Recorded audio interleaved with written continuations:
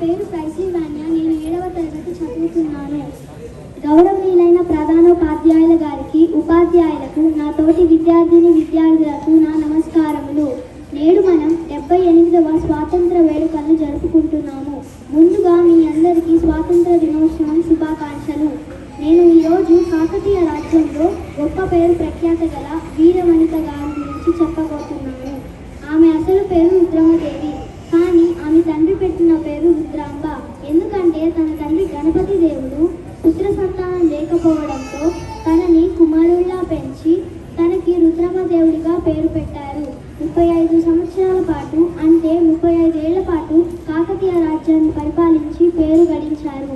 ఆమె కాలంలో కృష్ణా, ప్రకాశం జిల్లాలు అనేక నౌకాశ్రయాలతో రూపుదిద్దుకున్నాయి.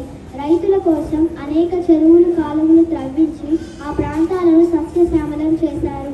చరిత్రలో ఇప్పటికీ ఓరుగల్లకోట ఒక చరిత్రగా మిగిలిపోయింది. జై భారత్, జై జై భారత్, జై హింద్.